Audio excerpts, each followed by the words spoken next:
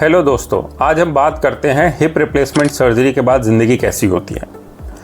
तो सबसे पहले जब आपकी सर्जरी होगी और आपको रूम में या आईसीयू में शिफ्ट किया जाएगा, तब आपका लेटने का तरीका होगा कि आपको कमर पे लेटाया होगा, आपके घुटनों के नीचे तकिए लगे होंगे और पैरों को दूर रखा जाएगा, जिसको हम एबडक्टेड पोजीशन कहते हैं। ये ज़रूरी है ताकि इनिशियल डिसलोकेशंस ना हो, मतलब आपके पैर दूर भी रहने चाहिए, थोड़ा सा नी बेंड होना चाहिए और आप कमर पे सो रहे होंगे। कुछ टाइम के बाद जब आपको आपकी साइड पे सोना अलाउ करेंगे, तो आपको उस पैर पे सोना है जो आपका ठीक है, जिसकी सर्जरी नहीं हुई है, और दोनों पैरों के बीच में आपको तकिया रखना है। तकिया इसलिए भी रखना है कि पैर दूर दूर रहें। अगर पैर नज़दीक आते हैं तो डिसलोकेशन का चांस बढ़ता है। अगली ज़रूरी चीज़ है चलना। तो अगर हम चलने की बात करें तो नॉर्मली सर्जरी के अगले दिन से आपको चलवा देते हैं वॉकर के साथ। अब वो आपके डॉक्टर बताएंगे कि आप अपने हिप पे पूरा वेट दे सकते हैं, पार्शल दे सकते हैं या बिल्कुल नहीं दे सकते।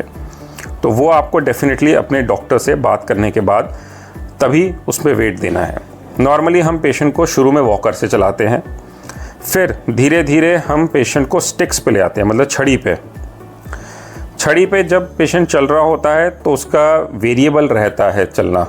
हो सकता है छड़ी पे हम उनको कुछ हफ्ते चलने को बोलें, हो सकता है कुछ दिन चलने को बोलें।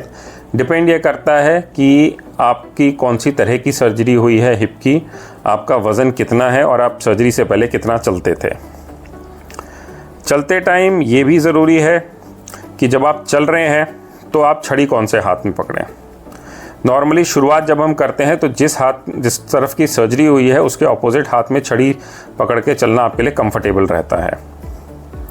अगर हम सीढ़ी चढ़ने की बात करें तो आपको जब सीढ़ी चढ़नी है, जब आप ऊपर जा रहे हैं, तो आपको जो आपका पैर अच्छा है उसका यूज़ करना है जाने के लिए, और जब आप नीचे आ रहे हैं तो जिसकी सर्जरी हुई है वो वाला पैर यूज़ करना है। इसका मतलब ये हुआ कि जब आप ऊपर जा रहे हैं तो अनऑपरेटेड लेग से जाना है। पहले अनऑपरेटेड लेग जाएगा, फिर ऑपरेटेड लेग जाएगा, और छड़ी का यूज़ आपको करना है। रेलिंग को भी पकड़ लीजिए अगर छड़ी नहीं है तो। नीचे आते हुए स्टिक का यूज़ करते हुए ऑपरेटेड लेग को रखना है। उसके बाद जो पैर आपका जिसकी सर्जरी नहीं हुई है उसको रखना है। धीरे धीरे ही आना है। हैंड रेल का भी आपको प्रयोग करना है। अगर हम चेयर की बात करें तो हमारी चेयर थोड़ी ऊंची होनी चाहिए जिस पे आप बैठ रहे हैं, ताकि हिप्स जो हैं वो घुटने से ऊपर रहें। उसमें आर्म रेस्ट भी होना चाहिए। और जब आप बैठ रहे हैं तो जिस पैर का ऑपरेशन हुआ है वो दूसरे पैर की तुलना में थोड़ा आगे रखेंगे तो आप कंफर्टेबल रहेंगे। इसी तरह जब आप सर्जरी के बाद छुट्टी होकर घर जा रहे हैं तो आपको गाड़ी में फ्रंट पैसेंजर सीट पे बैठना है और उसको थोड़ा सा रिक्लाइन कर लेना है, मतलब उस कुर्सी पे जो ड्राइवर के साइड में होती है, और थोड़ी सी बैक को टिल्ट कर लेना है। अगर हम टॉयलेट सीट की बात करें तो इंडियन टॉयलेट तो शुरू में यूज़ करना ही नहीं है। वेस्टर्न टॉयलेट या इंग्लिश टॉयलेट जिसे कहते हैं वो यूज़ करना है। उसमें भी अगर दिक्कत हो रही हो तो उसमें एक्सटेंशन लगा लेना है ताकि कुर्सी और ऊपर हो जाए। अगर घर में इंडियन टॉयलेट सीट ही है तो जो पोर्टेबल कमोड्स आते हैं आपको वो यूज़ करने चाहिए, लेकिन इंडियन टॉयलेट सीट में नहीं बैठना चाहिए।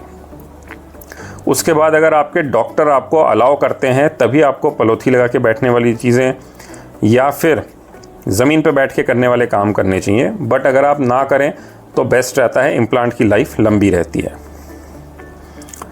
इसी तरह अगर हम एक्सरसाइजेस की बात करें तो शुरू में आपके फिजियोथेरेपिस्ट आपके डॉक्टर से पूछ के आपको एक एक्सरसाइजिंग शेड्यूल देंगे। पहले 1 से 2 हफ्ते हम नॉर्मली हील स्लाइड्स एक्सरसाइजेस कराते हैं या फिर स्ट्रेट लेग रेजिंग एक्सरसाइजेस कराते हैं, अगर आपके डॉक्टर ने आपको क्लियर किया है एक्सरसाइज करने के लिए। दूसरे से छठे हफ्ते के बीच में हम आपको हल्की साइकिलिंग शुरू करा देते हैं, लेकिन उसमें आपकी सीट ऊंची होनी चाहिए और बिना रेजिस्टेंस के या लो रेजिस्टेंस पे। छठे हफ्ते के करीब में आपको हम फुल फ्लेज्ड वॉकिंग अलाउ कर देते हैं, साइकिलिंग अलाउ कर देते हैं और स्विमिंग अलाउ कर देते हैं। ड्राइविंग नॉर्मली 4 से 6 हफ्ते के बीच में हम अलाउ करते हैं हमारे पेशेंट्स को, और जो डेस्क जॉब वाले लोग हैं वो नॉर्मली 2 से 4 हफ्ते में अपने काम पे वापस चले जाते हैं। जिनका स्टैंडिंग या लाइट ड्यूटी का काम है उन लोगों को अक्सर 4 से 6 हफ्ते लग जाते हैं। हैवी मैनुअल वर्क हम यूजुअली अलाउ नहीं करते, लेकिन अगर किसी का काम उस तरह का है ही तो वो 12 हफ्तों से पहले नहीं करना चाहिए।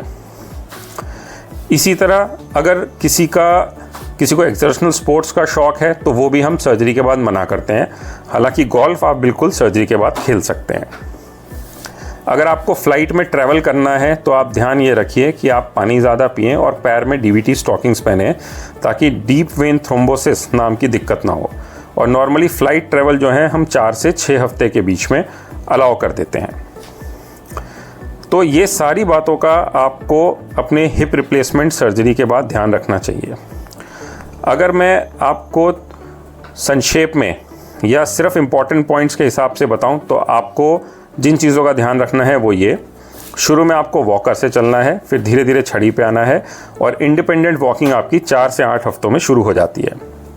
आपको डीप बेंडिंग एक्सरसाइजेज, पलोथी मार के बैठना, स्क्वाटिंग, ट्विस्टिंग मूवमेंट नहीं करना चाहिए। टॉयलेट सीट अपनी ऊंची रखनी चाहिए, इंग्लिश टॉयलेट यूज़ करना चाहिए, इंडियन टॉयलेट नहीं यूज़ करना चाहिए। जब आप सीढ़ी चढ़ रहे हैं तो आपका जो अनऑपरेटेड लेग है उसको पहले रखना है, और जब आप वापस आ रहे हैं तो ऑपरेटेड लेग पहले नीचे रखना है। 4 से 6 हफ्ते के बाद आपको वॉकिंग, साइकिलिंग, स्विमिंग आप शुरू कर सकते हैं। 4 से 6 हफ्ते में ही आप ड्राइविंग भी शुरू कर सकते हैं। और सबसे ज़रूरी बात, टाइम टू टाइम अपने डॉक्टर से फॉलो करिए, ताकि आपकी प्रोग्रेस को वो चार्ट भी कर पाएँ और अगर कोई चीज़ गलत हो रही हो तो वो उसमें आपकी सहायता भी कर पाएँ। Thank you.